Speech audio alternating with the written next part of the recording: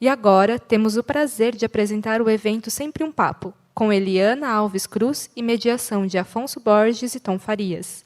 Um ótimo encontro a todas e todos.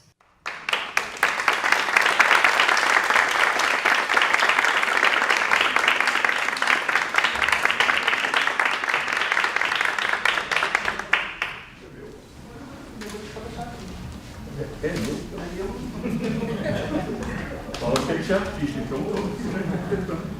Aqui, não precisa, né?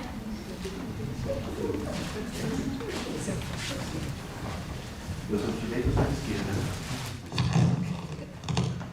Começou legal. Pessoa que é amiga há muito tempo, acontece isso, né? Só fica passando mico. Gente, muito boa noite.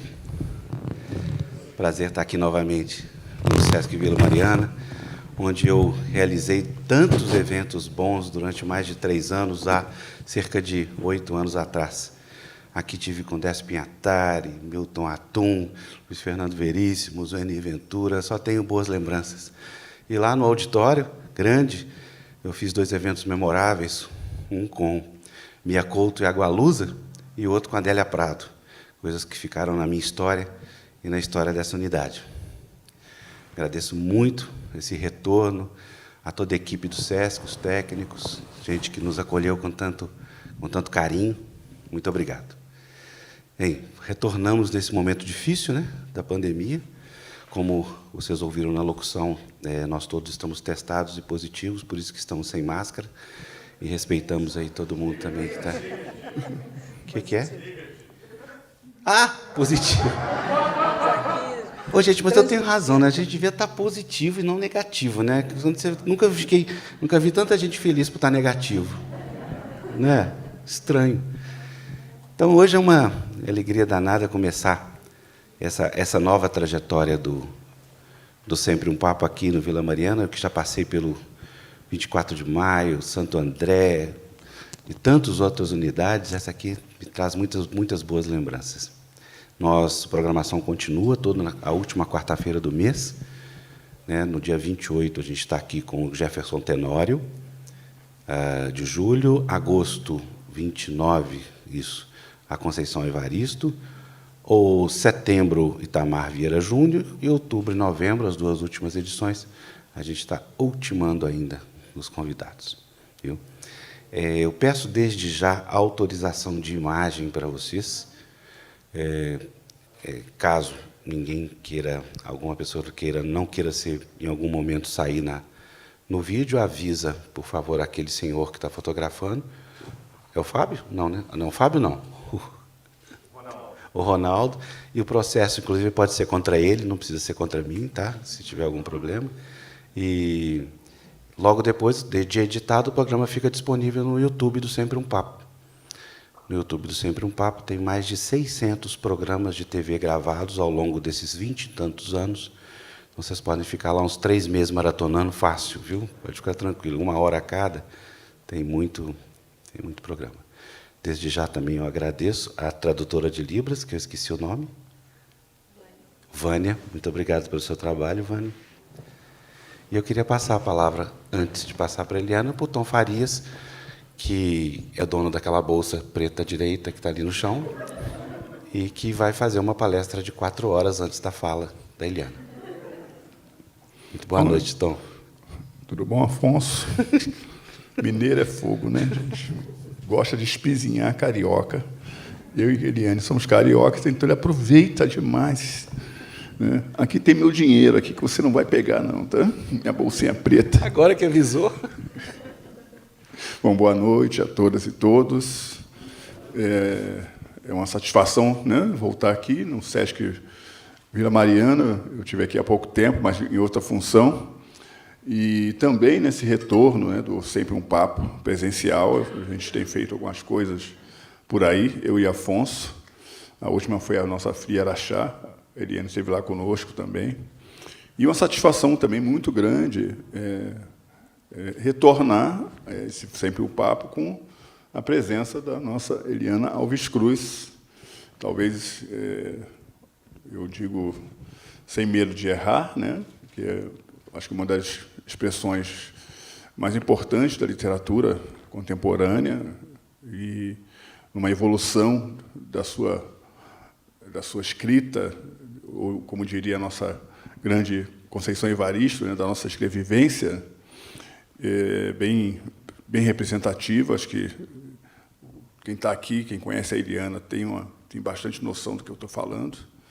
Ela tem 4 livros publicados, 4 romances, né, fora uns pingados por aí, né, de contos, de poesia, enfim. E eu queria começar com a Eliane, que eu acho que a gente podia falar um pouco, Eliana, dessa tua trajetória como escritora, né? Enfim, você tem 4 livros, quer dizer, 3 com uma pegada sobre a questão da escravidão, e o último livro, que é a Solitária, né, que conta a história, isso não é spoiler, né? Conta a história de uma empregada doméstica, e talvez seja o diferencial da tua literatura, quer dizer, você dá um salto na tua literatura quando entra num outro tema, quer dizer, um tema completamente fora, né, daquilo tudo que você vinha fazendo, né, com Água de Barrela, né, que é a história basicamente da tua família, são mais ou menos 150 anos, né, da história da sua família desde a África. Depois tem o Crime do Cardio Valongo, que aí também está no século XIX, ali, contando a história entre o Rio de Janeiro e Moçambique, de alguma forma, né? É um livro policial, digamos assim. E o Nada Digo de Ti que em Ti Não Veja, que eu digo Nada Digo de Ti que em Ti Não Leia, né? Eliana Alves Cruz. E agora o Solitária, que acabou de ser lançado, foi lançado em maio. Então, assim, para abrir essa nossa conversa, eu queria que você desse um panorama um pouco, falasse um pouco de você e desse um pouco um panorama dessa tua trajetória literária. Eliana, se você quiser, inclusive, pegar os livros, estão ali. Não tem nada improvisado aqui, não. A gente combinou tudo, viu? E eu também esqueci de falar do Tom. Como vocês sabem, o Tom é o biógrafo da Carolina Maria de Jesus, né? Tem também romances. Um ótimo que será publicado ano que vem por uma editora importante. Que eu... Pode falar, não, né, Tom? Não pode, não. Tá que coisa, gente. Hoje o Tom está brigando. E é isso. Pode falar. Boa noite a todos, todas, todes. É um prazer enorme estar aqui no SESC, no Sistema SESC. É uma instituição muito importante para a literatura brasileira. Como disse o Alfonso, muitos talentos, muitos escritores, muitos nomes passaram por esse programa do Sempre um Papo. Eu conheci o Afonso, nem sei se ele lembra, 2016, no México. Lembra? Em Guadalajara? Sim, claro. Guadalajara. Eu mediei a mesa lembro. que você estava. Claro. É uma feira de livros que tem lá. E eu estava acabando de lançar, eu tinha acabado de ganhar o prêmio Oliveira Silveira, da Fundação Cultural Palmares, com o Água de Barrela. E aí a Fundação é uma instituição governamental, me inscreveu nesse festival e foi muito legal, uma experiência muito importante para mim. Então, quem é Eliana Alves Cruz desde então, né? Eu sou uma jornalista, eu trabalhei muitos anos com esporte, e aí eu sempre digo que eu tenho uma Wikipedia muito doida, né? Porque a pessoa era jornalista de esportes, e, de repente, ela dá um salto e vai para a literatura, mas eu acho que a nossa arte, né? As coisas que a gente escreve, a literatura feita por pessoas negras no Brasil, ela é um pouco o retrato do Brasil no seguinte sentido, né? O Brasil muda para continuar a mesma coisa. Eu acho que a gente escreve, salta de temas, mas, no fundo, a gente fala a mesma coisa. A gente tem uma experiência em comum, e é uma experiência que perpassa não apenas as pessoas negras no Brasil, mas as pessoas negras na diáspora africana, na grande diáspora africana. É como se nós estivéssemos num gigantesco mosaico, num gigantesco quebra-cabeças, e que cada obra dessas é mais uma pecinha que vai encaixando nesse mosaico. Então, é assim que eu enxergo tudo que eu escrevo. É assim que eu enxergo esses temas que vão surgindo para mim. Eu, observando, né, autores, pessoas que eu admiro, e eu tenho uma sede, né? Eu tenho uma sede de escrita e uma sede de leitura, porque eu sou de uma geração que conheceu Machado de Assis branco, embranquecido pela escola, pela educação, pelas instituições, né? Eu tenho lá em casa uma nota antiga de dinheiro que era o Machado de Assis, e ele parecia um barão do café. Então, eu era criança que olhava aquela figura e achava que ele era um homem branco. Então, nós temos uma sede de representatividade, mas para além da questão rasa da representatividade, né? A gente quer se ver de uma forma mais profunda, com camadas, e realmente falando das coisas que nos tocam mais profundamente. Então, eu tenho essa sede de produção de escrita e de leitura. E tem algumas pessoas que eu observo que também têm essa fúria de escrita e de leitura. Uma delas é o Ney Lopes, que, aliás, vai receber, né, o título de professor honoris causa pela UFRJ de Direito, dia 30, amanhã. E o Ney, eu estava escrevendo o Água de Barrela, ele foi colega de faculdade do meu pai. Foi meu pai quem liderou esse movimento aí do doutor honoris causa do Ney. E aí eu encontrei com ele e ele falou assim, olha, ele foi mais uma pessoa que me disse isso, né? O que você escreve não é porque você quer, é porque você precisa escrever. E a hora que você escrever, a hora que você publicar, eu vou fazer o que é da minha obrigação, que é divulgar, que é colocar para frente, porque a gente realmente precisa ter na nossa literatura essas vozes. A gente não pode ser apenas objeto de estudo, objeto de observação e da escrita de outros. A gente precisa ter esse protagonismo. E ele escreve fericamente, né? Ele tem dicionários e um monte de romances e composições. Então, eu acho que esse é um desafio para mim, produzir e meio que preencher uma lacuna, não do país, mas para mim, né? Como mulher negra e como eu escrevo para aquela criança que queria ter crescido com algumas histórias. Como disse a Toni Morrison, né? Se existe uma história que você não leu, vai lá e escreve. Então, é mais ou menos isso que eu tento fazer. Eu acho que eu gosto muito de escrever, eu sou um pouco compulsiva. Está aqui na plateia meu colega roteirista Marton Olímpio, a gente é meio compulsivo na escrita, a gente gosta muito do que a gente faz. Então, essas obras, na verdade, elas estão todas na minha cabeça. Já tem na minha cabeça, eu tenho 30 ali. Não sei se eu vou ter tempo de vida para escrever tudo o que eu gostaria de escrever, mas essas obras elas estão aqui, elas vão amadurecendo, né? E o nosso país, gente, nosso país é muito criativo e nos dá muitos motivos. Né? Sabe, Tim Maia, me dê motivos. O Brasil nos dá motivos, né? Então a gente vai produzindo. Na verdade, o Tom falou: esse livro Solitária, ele é um salto na sua escrita. Mais ou menos, né? Eu encaro Solitária como uma continuação disso tudo aqui, né? Como uma consequência disso tudo aqui. E, principalmente, um exercício de futuro, né? de um pouco subverter as expectativas com relação ao destino dessas pessoas aqui. Porque fabular, conjurar um futuro, eu acho que também é uma missão da arte, é uma missão da literatura, principalmente para nós, que, por tanto tempo, estivemos congelados, né? Parece que condenados a um único lugar, a uma única narrativa.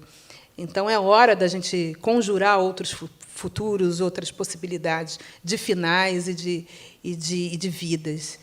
Então, do Água de Barrela, que é uma saga, né, que vem metade do século XIX até nossos dias, mostra a capa, sobre a minha família, que é esse aqui. Isso. O Água de Barrela, né? Ele é uma saga, ele é um fruto de uma pesquisa muito, muito profunda sobre a minha própria história. Minha história é romanceada, mas é a minha história. Então, ele é um livro muito emocional, ele é um livro que me custou muito, ele é um livro que me arrancou lágrima, que me arrancou revolta, ele é um livro que foi feito num passo muito diferente dos outros. O Crime do Cais do Valongo, veja que chique, está esgotado. A Amália está aí imprimindo aí a segunda, está numa reimpressão. O Crime do Cais do Valongo já é um livro bem mais cerebral, né, bem mais pensado em termos de arquitetura ali, de trama, né? Ele é uma história dentro da história, é uma coisa mais rocambolesca, ele é bem mais arquitetado. O Nada Digo de Ti vai um pouco nessa linha, né? E o Nada Digo de Ti, ele é um filho desses outros livros, porque para pesquisar isso aqui, eu li muita coisa, né? E achei muita coisa. Mas não cabia tudo aqui. Então, O Crime do Cais do Valongo, O Nada Digo de Ti, tem personagens que eu achei nessas pesquisas todas. Esse livro, né, ele nos mostra um silenciamento e um apagamento muito, muito perverso. Nós temos algumas personagens no nosso cotidiano contemporâneo que, quando a gente olha para a literatura, parece que essas pessoas não existiram. Ou se existiram, existiram de uma forma muito incipiente, muito tosca, né? E quando a gente mergulha na nossa historiografia e quando a gente tenta, né, como dizia lá o Benjamin, né, escova a história a contrapelo, a gente vê que essas pessoas sempre estiveram ali. Sempre estiveram ali. Então, imaginar essas vidas também com propriedade, né, com profundidade e criatividade é um desafio muito grande. Então, é uma personagem trans no século XVIII, uma coisa totalmente contemporânea. Então, tem discussões muito contemporâneas, mas lá atrás, porque, na verdade, a gente tem coisas mal curadas que a gente precisa ainda discutir. E, por fim, o Solitária, né? O Solitária, que eu acho que é uma história que de todo mundo tem essa história na vida. Se você não foi filho, filha, ou se você não foi empregada doméstica, empregado doméstico, algum dia uma pessoa dessas trabalhou na sua casa. Algum dia. Então, é uma história que o Brasil inteiro se vê nela em algum lugar ali, né? Então, eu acredito a isso, a repercussão que teve, que está tendo. Acredito a isso as inúmeras reflexões que eu tenho recebido. A Conceição, uma vez, falou uma coisa muito interessante, que é: a mulher negra não dá autógrafo, dá consulta, né? Porque as pessoas sentam e contam a vida. E isso é lindo, né? Isso é muito bonito e eu acho que necessário, bem necessário. Aqui não tem O Crime do Cais do Valongo, mas tem um outro da Malê, que é o Contos de Axé, que é uma antologia. O autor tem medo de mostrar daqui que eu fico mostrando. É linda a capa. Essa capa é linda. O autor fala assim: é Contos de Axé. É uma capa linda, é um livro de contos, né? O organizador foi o Marcelo Moutinho, e foi muito engraçado que ele fez a corrida. São quantos autores que tem? Tem um montão. Ó. A Edil Araújo, Carlos Eduardo Pereira, Edmilson Almeida Pereira, que ganhou o prêmio São Paulo. Querido Edmilson. Fabiana Cosa, Giovanni Martins, Giovana Madaloso, Gustavo Pacheco, Tamar Vieira Júnior, Jefferson Tenório, Juniana Leite, Luísa Gleiser, né? Marcelino Freire, Conceição também tá aí? Miriam Alves, Conceição, Ney Lopes, Paula Gicovante, Rodrigo Santos e a Socorro Cioli. Então, é um time incrível. E aí o Moutinho promoveu a Corrida dos Orixás, né? Olha só, é um livro que cada um vai criar um conto sobre um orixá. Quem mandar e-mail primeiro pega. Aí foi muito interessante. O meu conto aqui é sobre Yansan. Enfim, porque também tem isso, né? A gente precisa desmistificar algumas coisas, né? Aproximar todo esse pertencimento do nosso público. E falei demais, Nossa Senhora. Maravilha, seu Afonso. Não, eu queria que você falasse um pouco mais do Crime do Cais do Valongo, porque, desculpa, mas é o que eu mais gosto de todos que você escreveu. E me interessa muito, assim, eu queria que você contasse para as pessoas, claro, sem dar spoiler, o que é o livro. Então, O Crime do Cais do Valongo é um livro que ele se passa no Cais do Valongo, que é no Rio de Janeiro. Quem não conhece, é a zona portuária do Rio de Janeiro, por onde entraram mais de 1 milhão de pessoas, segundo aí as estatísticas dos historiadores e tal, escravizadas de diversos pontos da África. Então, na verdade, isso torna o Cais do Valongo o maior porto de chegadas das Américas, né, de pessoas escravizadas. Se não me engano, acho que foi o Lima Barreto que dizia, né, que falava da Aringa do Valongo, ou seja, em nenhum outro lugar tantas pessoas de tantos lugares vindas de África pisou ao mesmo tempo, e é um lugar poderoso em termos simbólicos, né? Tem um ali, ó. Crime do Cais do Valongo. Legal, tem um aí. E aí... Ronaldo, depois você filma a capa para constar no programa, tá? Essa minha vida de jornalista, eu, na época, lá 2011, né, 2010, 2011, o Rio de Janeiro freneticamente fazendo 1000 obras para receber aqueles mega eventos. E aí aquelas obras na zona portuária revelaram as pedras do cais, né, os vestígios do cais.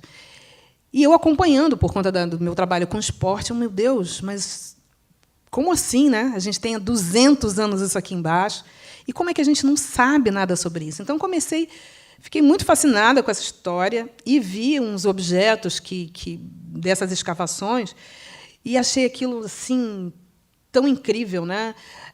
200 anos e coisas muito pequenininhas foram achadas. Uma caixinha com 2.000 pedrinhas, tipo fio de conta, né? 2.000 pedrinhas há 200 anos ali embaixo numa caixinha. Uma loucinha, um cachimbo, um dadinho, um brinquinho de meia-lua, de ouro. Aí eu fiquei imaginando, porque é a cabeça de quem escreve, né? Quem usou aquilo? Quem trouxe isso para cá? E aí várias matérias com historiadores e pesquisadores contando, né, falando da origem de cada objeto e tal. E o brinco me chamou a atenção porque vinha assim, né, muito usado por escravizados de Moçambique, homens ligados ao Islã e tal. Eu falei, nossa. Aí comecei, né, naquela espiral de ler, de pesquisar, fui atrás. Eu falei, mas tem uma história aqui. E por que a gente não tem nenhum livro de ficção com esse lugar como personagem? Porque os lugares eles são personagens das histórias, né? Os lugares, se não me engano, acho que é o Frei Beto que tem essa frase, né? A cabeça pensa onde o pé pisa. Quando a gente sabe da história de um lugar, nunca mais você pisa naquele lugar do mesmo jeito. Mas nunca mais, né? Eu nunca mais fui à zona portuária do mesmo jeito. Eu nunca mais fui a Salvador e ao Recôncavo. No próprio Rio de Janeiro, depois que eu pesquisei isso, os lugares ganham rosto, né? Eles ganham cheiro, eles ganham outra coisa.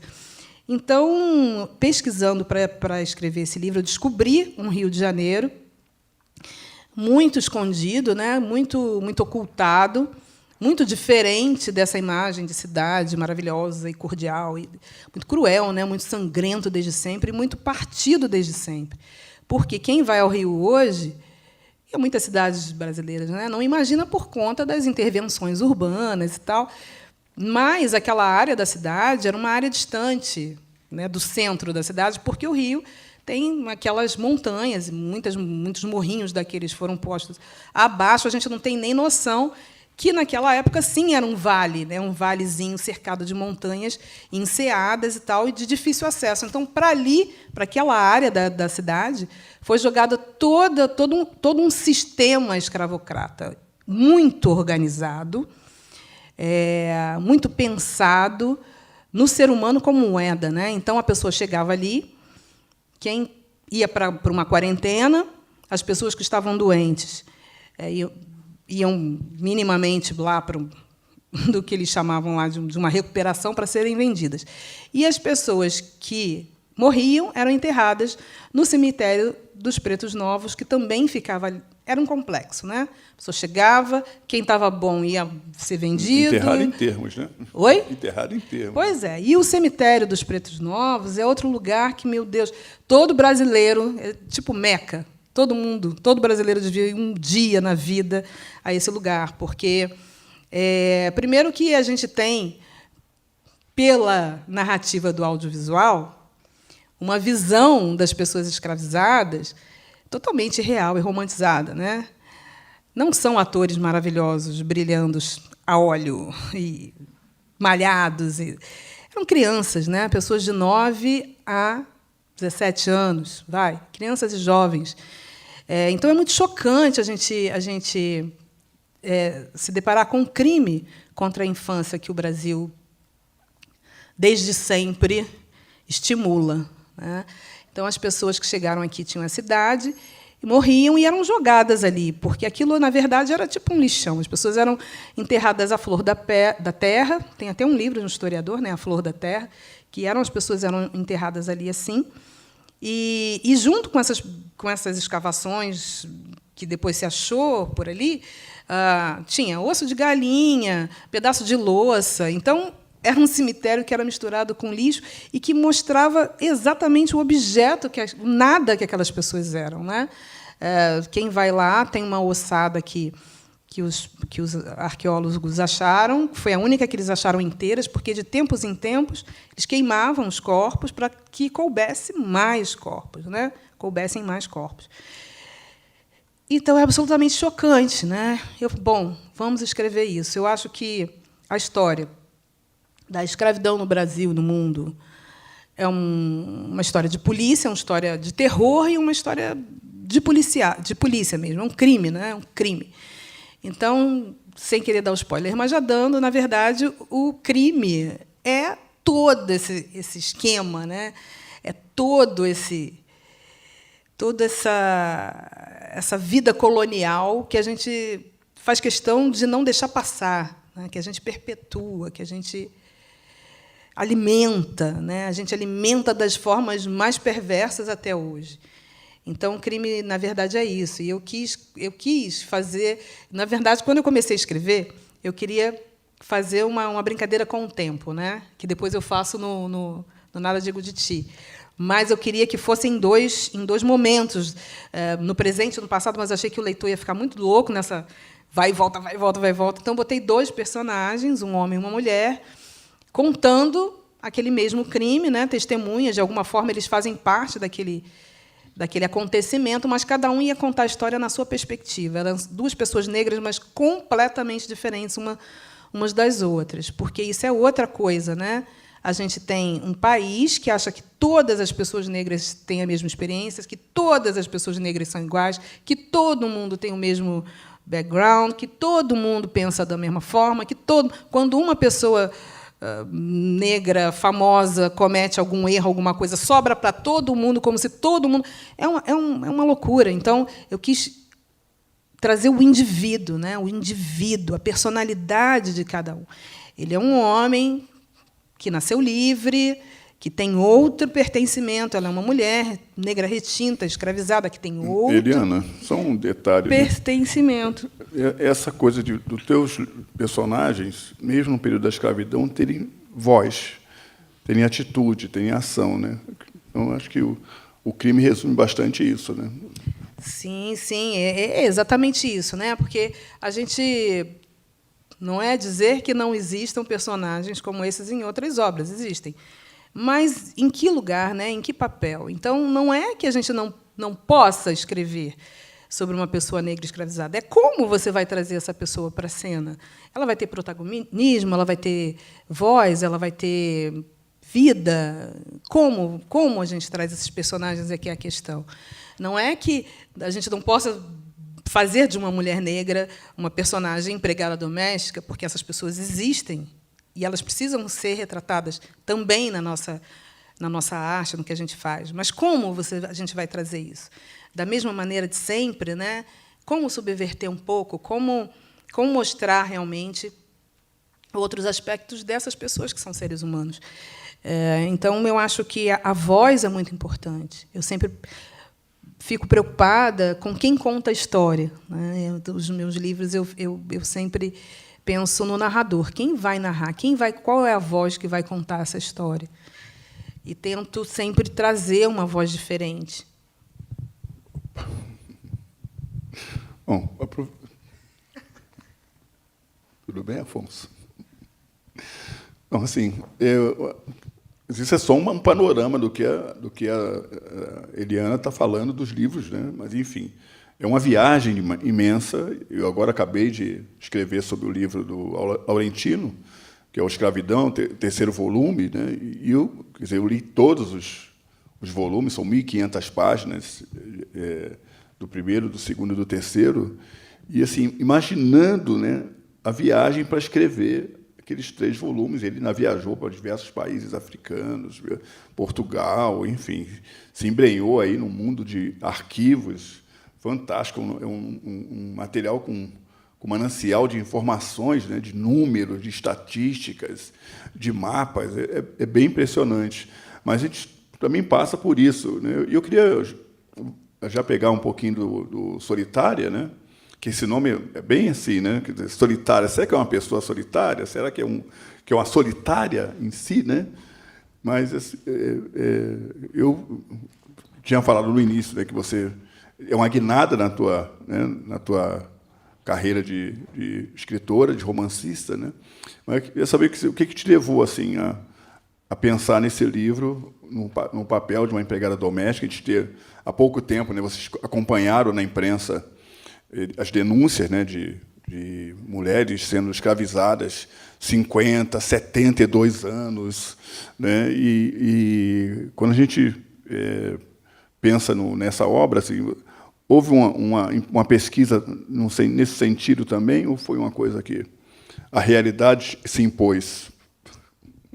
Pois é, a realidade se impõe, né? Mas, no Água de Barrela, tem uma personagem que chama Dodó, que foi uma tia, né, uma tia-avó, que é aquele personagem clássico, né? Quem nunca viu esta personagem? Que é aquela mulher que vai cedinho, sai do interior qualquer, e cedinho vai trabalhar numa casa e fica a vida trabalhando naquela casa e morre ali, né?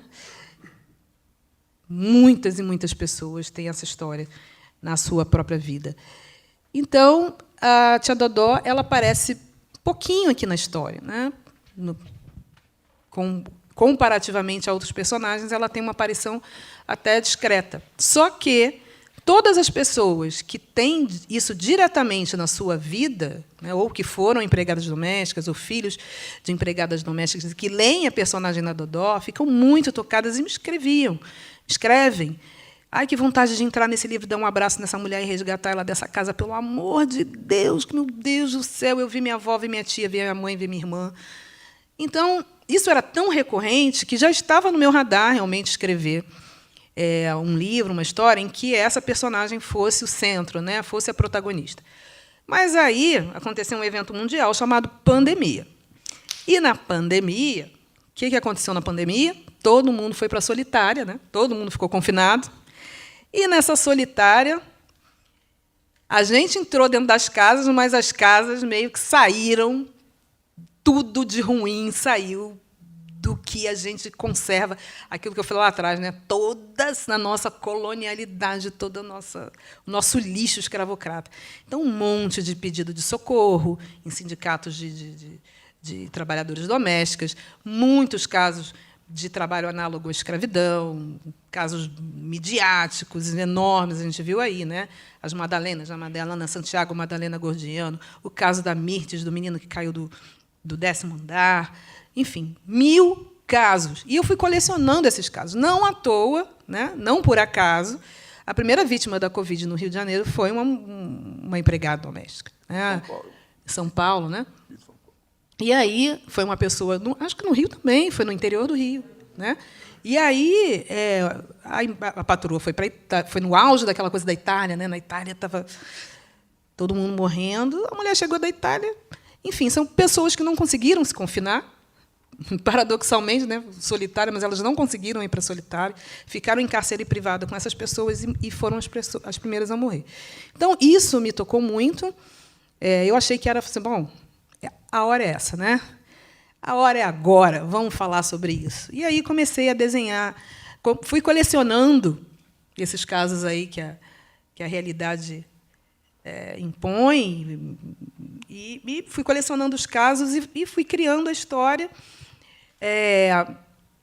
sempre pensando, né, o que passaria na cabeça dessa moça que cresce dessa criança, né? O livro começa na ótica, na perspectiva da criança. Essa criança, né? Tanto que ela entra na casa e ela só vê a perna da patroa, porque ela é pequena. E aí me veio o silêncio, né? A pessoa tem que ficar em silêncio. Uma criança, imagina, a criança não pode ser criança. E aí isso gera uma outra pergunta: quem pode ser criança no Brasil? Quem tem direito à infância no Brasil? E aí me levou de volta para o Cais do Valongo, lá, né? Aquelas crianças. Desde sempre a gente não pode ser criança. No outro dia, alguém postou no Twitter um desses casos, desses muitos casos que a gente tem diariamente, né? Para cada menina, para cada homem que é um menino, para cada homem que é um menino, tem uma menina que já sabe o que faz, né? Tem uma menina, uma adolescente, que sabe muito bem o que faz. Então, é mais ou menos isso. A gente não se choca quando a gente vê um garoto de 8 anos, num sol inclemente, sem chinelo, vendendo bala. Por quê? Aquele menino nasceu para aquilo ali, ele sabe o que ele faz, né? E quando ele comete um ato qualquer, uma infração qualquer, um pequeno delito qualquer, um roubo, ele sabe o que ele faz. Ele não é uma criança de 8 anos. A gente não, imagina, não é. Mas quando você olha uma criança de 8 anos que está dentro da sua casa, né, você vê por que ele não é uma criança, né? Então, essa questão da infância perdida, da infância roubada, é algo que a gente precisa encarar no Brasil, né? A gente precisa encarar e trazer isso para a literatura de uma forma a convidar o leitor a uma reflexão e uma conversa com a sua própria vida, né? Como você trata as crianças da sua vida, como você enxerga essas crianças, que país a gente está construindo, né? Enfim, porque é isso, o menino tem 8 anos, amanhã tem 16, amanhã tem 20, 30. E é isso, a gente vai ficar de caso em caso, né? Colecionando caso de jornal, e caso de jornal, e caso de jornal, e caso... Vamos parar um pouco. E eu acho que é literatura bem interessante, porque congela aquele momento, né? Não é a imprensa hard news que substitui um caso atrás do outro. A literatura tem esse poder de dar uma parada, tirar uma fotografia daquele momento e pensar sobre aquele momento. Eu acho que foi isso que eu tentei fazer. E ele nasceu aqui, né? Nasceu aqui da reflexão com a Dodó, que foi essa moça que perdeu a vida dentro daquela casa, servindo aquela família, como alguém que era quase da família. E os relatos da minha família sempre tinha alguém que queria ir lá resgatar ela, queria tirar. E aí tinha uma chantagem emocional da patroa, ou das patroas e tal, que eram da mesma família que nos escravizou durante séculos.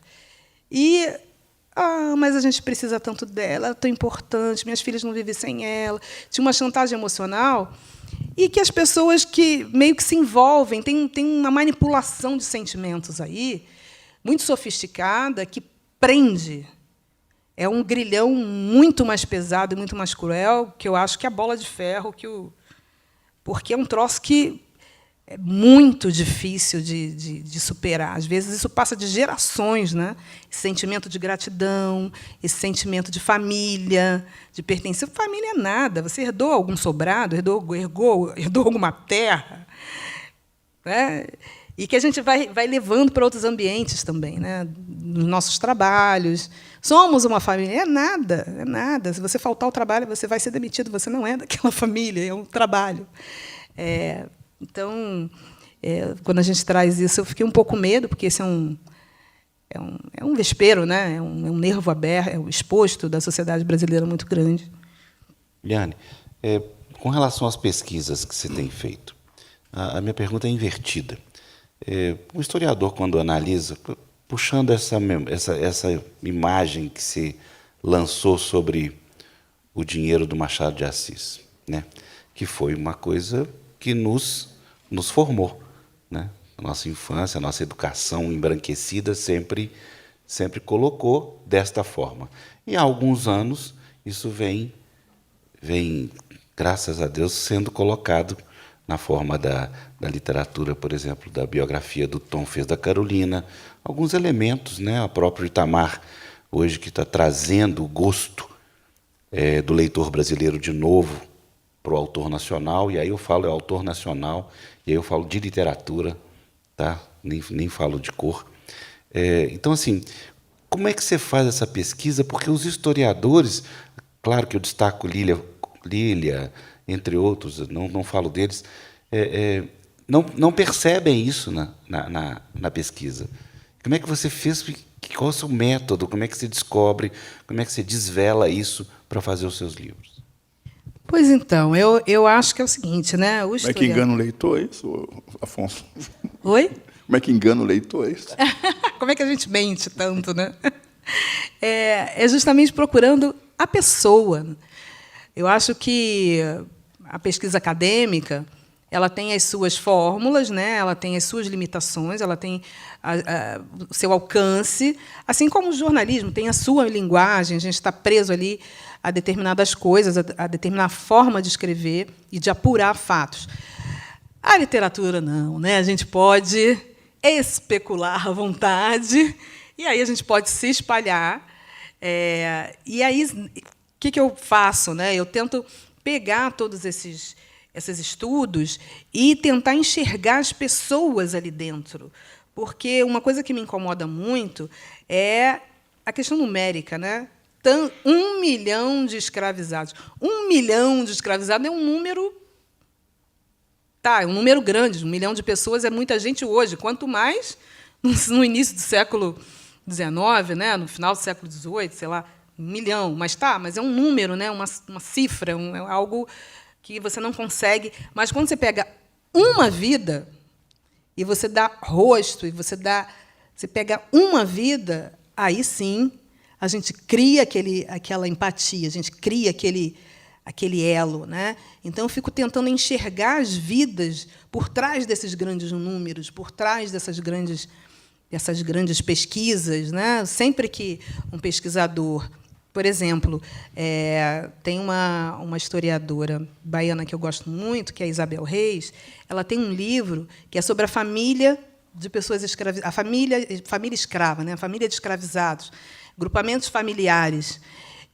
Quando a gente vê a pesquisa dela e que você entende como aquelas pessoas se associavam e como elas conseguiam manter o elo de família, apesar de toda aquela crueldade, aí sim você consegue, né, mergulhar na história de uma forma diferente. Só que é uma pesquisa.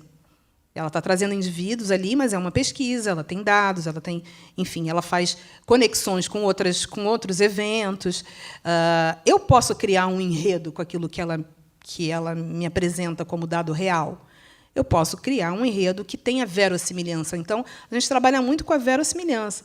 Poderia existir uma travesti no século XVIII, no Rio de Janeiro? Ora, se existir uma personagem real com essas características em Lisboa, um século antes, no Rio de Janeiro? Podia, claro que podia.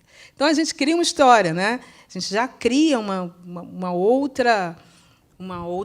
outro acesso e pronto, e dá asas à imaginação. É claro que eu acho que, para mim, né, eu acho que não existe uma receita de bolo, mas, para mim, eu tenho alguns limites, que é, primeiro, respeitar o trabalho desses pesquisadores, dessas pesquisadoras, dessas pessoas que se debruçam na história, para trazer, né, para tirar daquela bruma do tempo o que realmente aconteceu, ou, pelo menos, chegar bem próximo do que realmente aconteceu. Então, eu tento não atrapalhar esse trabalho, mas, pelo contrário, né, eu tento agregar coisas a esse trabalho, possibilidades de vidas e de trajetórias. Só informando, gente, lembrando que os livros, todos os 4 livros, estão sendo vendidos ali fora, e logo quando terminar o debate, ali pelas 3h, a gente vai fazer os autógrafos aqui mesmo, tá? Tom? Obrigado. Oi? Hoje? Hoje? Bom, enfim, Eliana, a gente tá paramos aí no Solitária, né, que a gente não sabe se é uma pessoa, se é um... Né, vamos deixar que as pessoas leiam e descubram, mas você faz, assim... Eu estava outro dia falando tivemos com o Jefferson Tenório, né, e ele falando de alguns processos dele de escrita, né, e que ele, num determinado livro dele, ele colocou o personagem, que era o Drummond, tipo, catando coisas na rua, sabe? E ele achou que aquilo fosse ter um impacto muito grande, né? E Estela acendeu, se não me engano, o livro. E ninguém falou nada, que o personagem Drummond estava catando coisas, tipo, na rua, carregando coisas na rua. Ele achou que aquilo fosse dar um grande impacto para o livro dele e tal. Ele falou que até hoje nunca ninguém comentou nada sobre isso, né? Ele ficou meio frustrado com essas coisas em si. E ele retoma isso agora no Avesso da Pele, né? Essas coisas das referências. E você faz referências, né? Pela primeira vez na tua obra, você faz referências a autores, né? E aí, quer dizer, também pegando, queria que você comentasse um pouco sobre isso, né? São 3 autores básicos que estão nessas obras, que tem muito a ver com a vida, enfim, da personagem, mas quando você está falando também da infância, né? A gente olha aqueles anúncios todos de jornais, venda de crianças de 6 anos, escravizadas, de 8 anos, 13 anos, com profissão já, né? Sabe fazer isso, sabe fazer aquilo, muito pequenas, né? Enfim. Ou vendendo a mãe, e a mãe tem 2 pequenos também, que também trabalham. E, assim, o que a gente vê na personagem, na Mabel, é que ela vai crescer, diferente da mãe, né? Quer dizer, a mãe já é uma adulta, né? E ela vai crescer no ambiente de um quarto, de uma casa, né? Acompanhando a mãe como empregada doméstica. E ela vai evoluindo nesse processo, né? E não se torna também uma empregada doméstica como é o hábito, como é o costume, né? Então, eu queria que você comentasse primeiro essa coisa das citações e dessa criança que deve ser muito comum em todas as casas.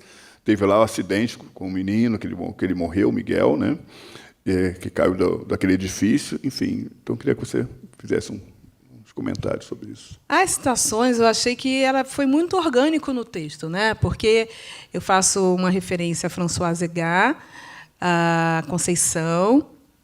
Eu acho que Carolina está em tudo, né? A Carolina, estou falando aqui com o biógrafo, né?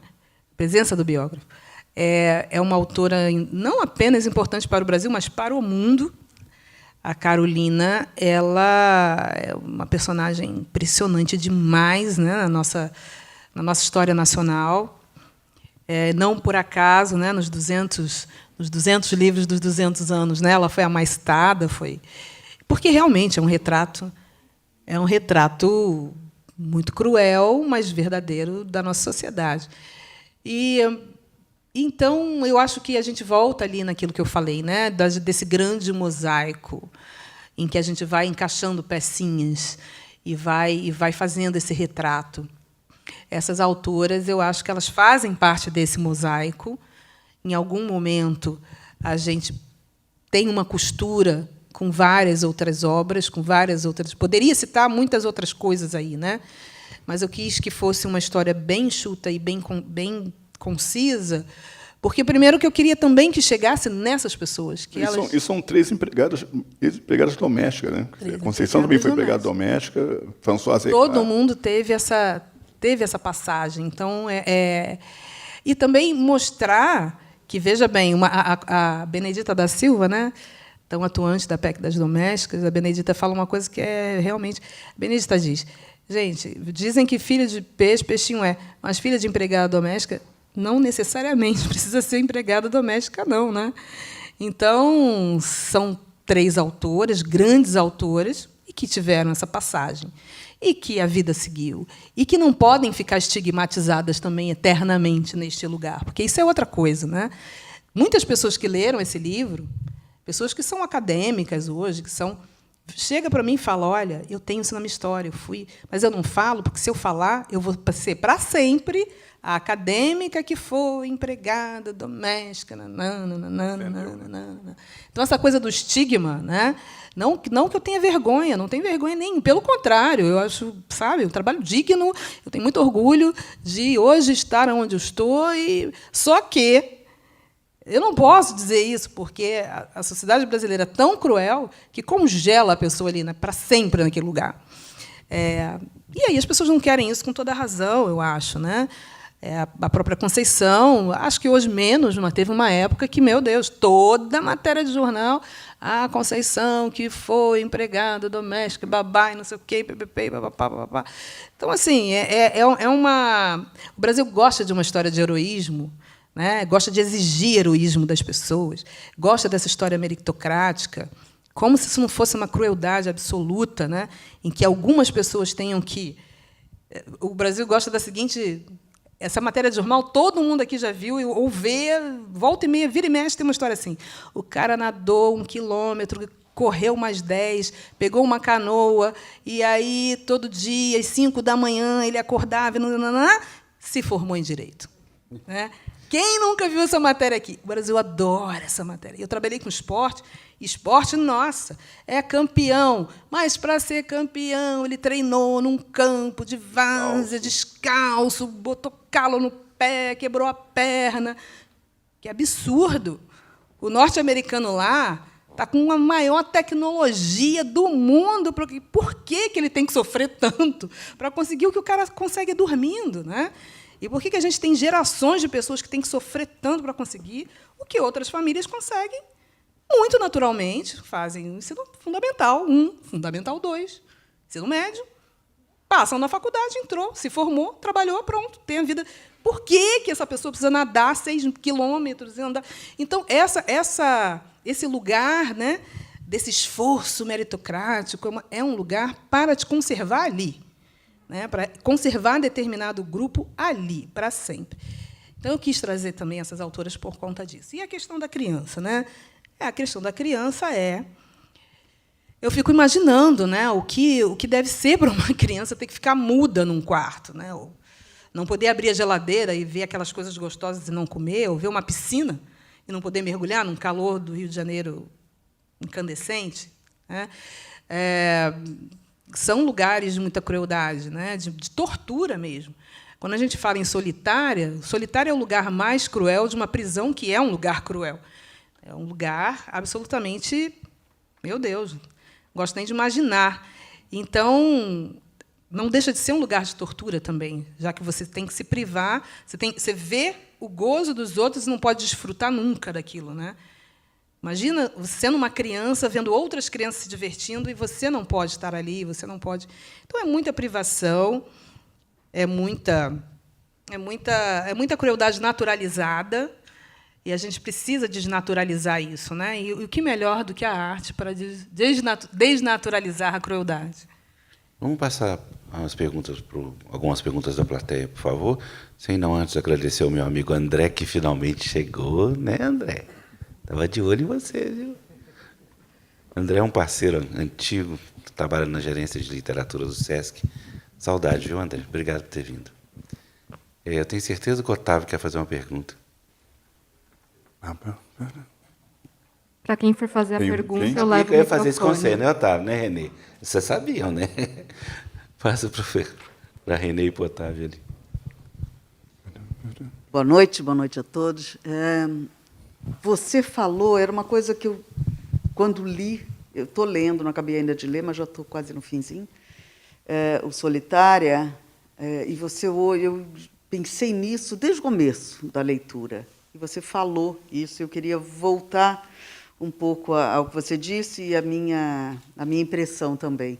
Quando você disse que o lugar é personagem.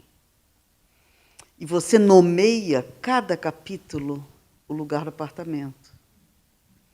E reforçando esses espaços exclusivos e muito a Solitária que está ali presente. Sem dar spoiler, mas, assim, como é que você construiu isso?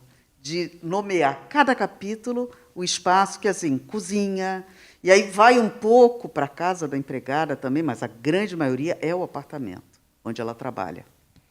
E o prédio, o edifício onde esse apartamento está localizado. É essa coisa do espaço e do lugar como personagem. Pois então, o espaço, né? Tem um ditado que diz, né, que as paredes têm ouvidos. Tem ouvidos, mas tem boca também. Quando a gente entra num lugar, ele fala para você sobre muita coisa. A gente entra na casa de alguém, essa casa fala com você. Os móveis, a disposição dos cômodos, o tamanho. A casa fala sobre quem nela habita. E também eu quis dar voz a uma arquitetura que é uma arquitetura toda desenhada para excluir. A arquitetura é cúmplice do nosso crime da escravidão, do Cais do Valongo. A arquitetura cooperou e coopera, ainda hoje, para excluir. O que acontece em São Paulo com a população de rua, quando as pessoas não querem as pessoas na sua calçada? Canso de ver matérias. Botam logo lá os pitoquinhos lá para que não se coloque, não seja possível colocar um colchão para a pessoa dormir ali. Né? Então, as construções elas falam sobre aquela sociedade. A gente vem de uma sociedade que construiu senzalas, calabouços, locais de tortura que conviviam dentro do mesmo espaço onde as pessoas comiam, dormiam, viviam, criavam seus filhos. A gente fala daquele negócio. A gente está jantando aqui e está ouvindo o cara sendo torturado lá com a maior tranquilidade. Como hoje, a gente está jantando aqui e tem um cara morrendo na sua porta ali de frio com a maior tranquilidade. Né? Então, essa senzala virou a casa dos fundos, que depois virou o quarto, o sótão, que depois virou o quartinho, e que é uma tecnologia que vai se aperfeiçoando, vai mudando para o quê? Para continuar a mesma coisa, né, que eu falei lá no início. A sociedade brasileira é muito criativa em não mudar. A gente dá um jeito de maquiar, muda a roupa, muda não sei o quê, mas continua tudo igual. Então, a arquitetura ela fala muito, né? Fala muito. E eu quis também provocar um pouco sobre uma discussão sobre os valores, né? A família que tem, né, dona da cobertura, ela vê nos objetos quase que uma extensão dela mesma, né? É o vasinho da avó, é o vaso chinês que vale não sei quanto, é o, sei lá, a cristaleira que pertenceu a não sei quem, a coleção de bonecas que era da avó, tudo tem um significado. Então, quebra uma xícara, parece que você está enterrando o parente de novo. Né? Então, já as pessoas que não têm esse conjunto de coisas, de posses, elas colocam os valores delas e os amores em outro conjunto de coisas. Né? Quando vai para a casa da Eunice, a planta, a goiabeira que ela plantou com o pai, é o cantinho dos santos lá da avó, são outros valores. Né? Então, isso me leva a uma discussão sobre patrimônio.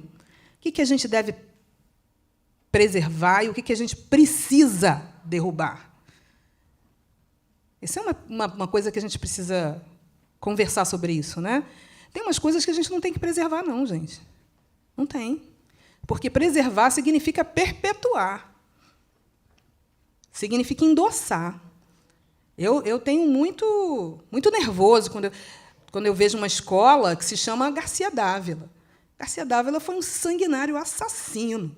Né? Então, quando a gente minimamente sabe, minha bisavó sempre dizia, né? Conhecimento é poder. Conhecimento é poder. Quando a gente começa a saber das coisas, a gente tem a obrigação de transformar essas coisas. Então, esses espaços que foram feitos para excluir, a gente precisa transformar esses espaços. Não é possível um negócio desse. Né? Eu moro numa casa que fica num bairro de zona norte do Rio. Todas as ruas do meu bairro, que é a Vila Isabel, têm nomes de abolicionistas. Isabel tem uma história com a abolição e tal, enfim. E aí eu moro numa casa que embaixo tem um restaurante, que é um restaurante de pessoas negras, que tem uma culinária afro-brasileira. Anteontem, uma senhorinha chegou lá e falou assim, uma senhora branca, porque o meu avô ganhou terras para vir crescer, engrandecer o país, para fazer o Brasil crescer. Quando eu vim morar aqui, nada disso existia. Aí o restaurante bota 3 mesas na calçada, é uma calçada dessa largura. Ela bota 3 mesas, dá para passar uma avenida, dá para passar uma escola de samba. Vocês precisam trabalhar, mas precisa atrapalhar a liberdade de ir e vir das pessoas? Isso aqui não existia nada disso. Vocês precisam trabalhar, mas não podem. E aí veio todo um discurso da origem dela, do avô, que ganhou terras e que veio, que ela mora ali desde 1850. Tá. Aí a gente... Tá, mas... Então, a gente não vai sair daqui, não. Né? Então, a gente precisa ocupar e a gente precisa transformar os lugares. Não é mais assim, ela precisa se conformar que não vai ser mais assim. Se não se conformar também, problema dela, porque a gente vai ficar ali, e acabou. Né? Então, é questionar esses espaços, né? É questionar a nossa relação com a casa. A obsessão por limpeza está também ligada a esse passado colonial, que a casa não pode ter uma poeira. Onde mora ser humano, gente, tem poeira, tem uma louça na pia. Ninguém morre se a louça ficar lá. Né? Não morre um ser humano cada vez que uma xícara vai para a louça. Mas a gente tem essa obsessão da limpeza, por quê? Porque a gente sempre teve pessoas para manter aquela casa eternamente limpa.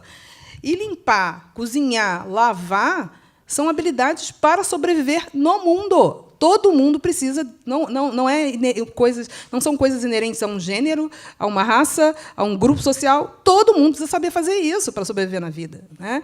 E isso, esta elite que nada faz, que passa a vida tomando chá, o hoje é dia de branco, né? A gente precisa questionar, e os espaços estão aí com ouvido e boca.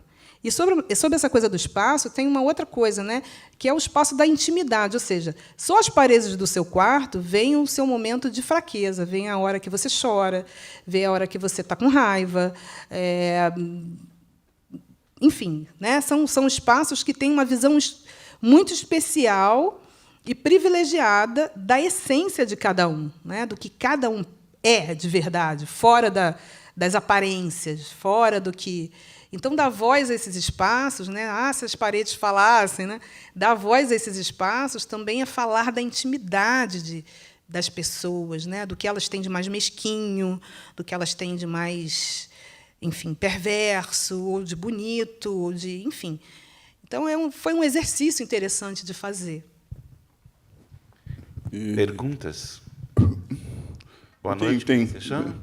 Tem 2 coisas também. Enquanto o pessoal vai... Deixa o Tom falar, depois você. Então, quando se elege, quem é que vai perguntar?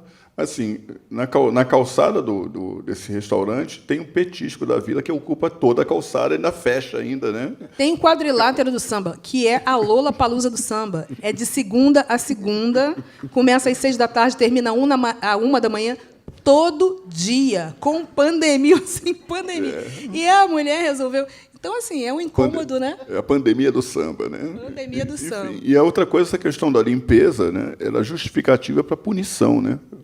A limpeza, tanto na época da escravidão como na época atual. É isso. Por favor, senhora. Espera só um minutinho. Tudo bem aí, Ronaldo? Boa noite, como é que você chama? Meu nome é Grácia. Qual a sua pergunta, Grácia? Eliana, eu gostaria de saber, eu estou conhecendo a sua obra agora, e se os livros você recomenda lê-los numa ordem cronológica ou não necessariamente? Não necessariamente, né? Eu acho que isso é uma coisa muito de cada um, né? Às vezes uma obra te chama porque você está vivendo um momento da sua vida que você quer, sei lá, eu estou pensando na minha ancestralidade, estou pensando na minha avó, sei lá em quem. Aí as pessoas vêm no Água de Barrela para tentar se inspirar, para contar a própria história, ou tentar ver por onde começar a contar, a procurar a própria história. Às vezes, o Crime do Cais do Valongo, a galera jovem gosta muito, porque é um policial, e aí tem aquela coisa do quem matou, mas não é isso, né? Isso, na verdade, é um detalhe na história toda. Mas fisga muito a galera, o pessoal mais jovem. O Nada Digo de Ti, a galera LGBT gosta demais, porque se vê, porque, enfim, entende que está na história, né? Que também faz parte da história deles e delas. Enfim, eu acho que ao gosto do freguês, né? Ao gosto do freguês. Eu fico muito feliz por isso. Eu acho que isso não tem prêmio maior do que a gente tocar o coração das pessoas que leem o que a gente escreve. Eu acho que isso nossa, o meu companheiro sempre fala, né? Tem uma coisa bonita que eu acho nisso que você faz, que é o seguinte: todo dia você recebe uma declaração de amor, né? E isso de receber declarações de amor é algo, para os nossos tempos, nossa, isso não tem preço. Então, o que eu quero é isso, é que as pessoas leem, que elas pensem nas suas próprias vidas. Não precisam concordar comigo, obviamente, né? mas que comecem a refletir sobre a sua própria trajetória e, principalmente, entender que todo mundo tem uma história. Todo mundo tem uma história. Quem me abriu as portas desse livro aqui foi a minha tia-avó, que é esquizofrênica, né? Então, olha que interessante. A ciência diz a ela que ela é incapaz. Ou seja, minha tia, uma das minhas tias é a tutora, recebe lá a pensãozinha dela, ministra de remédios, ela não tem capacidade de gerir a própria vida, e a ciência diz que ela é incapaz, que o cérebro dela não alcança um monte de coisas. E foi ela que me abriu isso aqui. Ela tem uma memória intacta do que aconteceu. Ela é uma preciosidade em termos de memória. Livro nenhum vai me dizer o que ela viveu, o que ela viu, né? E que depois eu comprovei que é verdade. Então, é isso, né? É a gente começar a devolver. Acho que a nossa literatura devolve humanidades. Nossa, gente, agora que eu vi que já são 9 horas da noite, está passando aqui. Nós temos que encerrar. Mas a gente começou tarde também, né? Também, Nós já temos que encerrar. Pois 3 ia ser bom, não ia? Queria agradecer, gente, a presença de todos. Agradecer em especial os tradutores de Libras. Eu não falei seu nome. Adriano e Vânia, muito obrigado.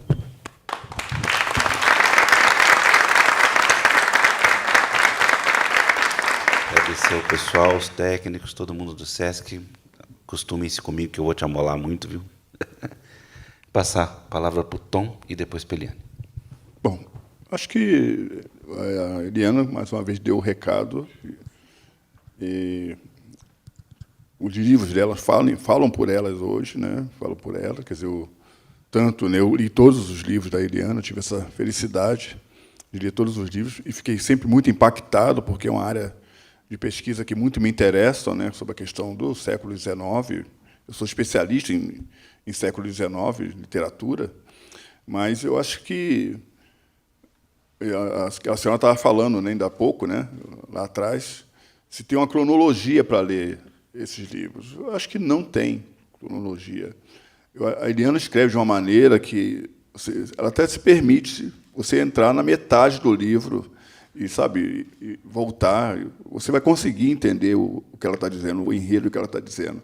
E o Solitária, né, que foi o livro que eu acabei de ler, também permite isso. Ele é dividido em 3 partes, mas se você, de repente, ler de trás para frente, você também vai ter uma ideia precisa do quanto aquela família, né, que viveu ali, naquele ambiente, o quanto o ambiente envolta em si, né, porque a Eliana não cria muitos cenários, é um prédio, né, um prédio fala por si, né, o balança, mas não cai, quase nesse sentido, né, um edifício fala por si, e o quanto, né, o edifício fala pelos seus moradores, né. Então, o que eu percebi é isso, né, que esse prédio fala por todos os seus moradores, conta a história de um país, conta a história de uma geração, conta a história de opressão, conta, sabe, a história das violências que acontecem, caladas, né, em pequenos lugares. Eu daria até o nome desse livro, Quarto de Despejo, se não tivesse já esse livro, não tivesse já esse título, poderia ser Quarto de Despejo, ou Prédio de Despejo, né? em si. Então, muito feliz de estar aqui. Eliana, que eu não via há algum tempo. E, enfim, brigadíssimo, Eliana.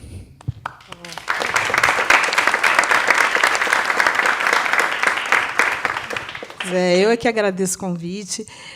O que eu acho, gente, é o seguinte, né? Existem todos esses casos grotescos que a gente vê na mídia, de racismo, e de chamou o outro de macaco, outro chamou o outro de neguinho.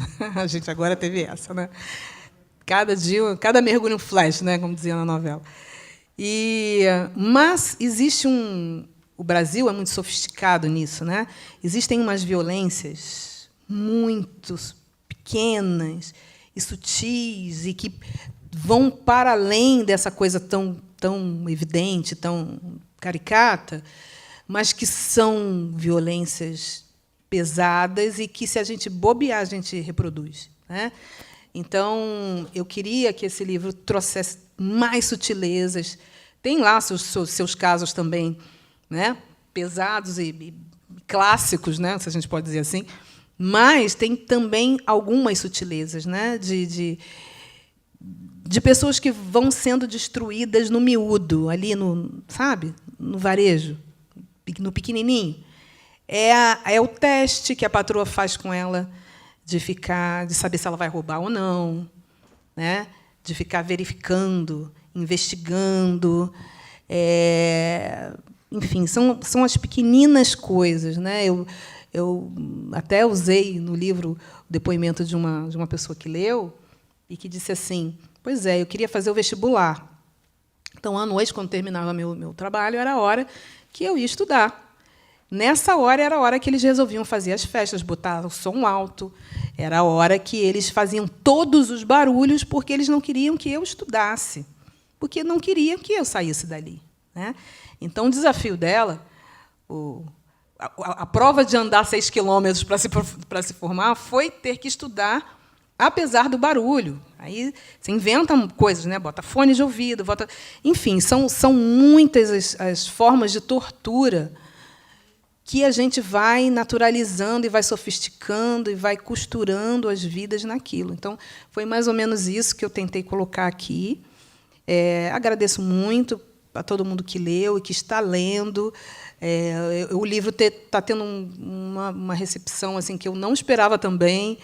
Eu esperava que muita gente lesse, claro, a gente sempre espera, mas não pensei que fosse tanto, então eu fico muito feliz. Todo dia eu recebo muitas coisas, agradeço demais. E eu acho que é isso, né? Convido todo mundo também a escrever, também a fazer esse exercício, né, de olhar o entorno, porque a gente é testemunha do nosso tempo. A gente é testemunha daquilo que outras gerações vão olhar para trás e que olhem isso como uma obra datada. O que eu queria é que as pessoas não se sentissem tão conectadas com determinadas coisas que estão aqui, né? Se a gente se sente tão conectado com determinadas coisas que estão aqui, é porque a gente ainda precisa transformar. E é isso que eu acho que a literatura precisa fazer, transformar.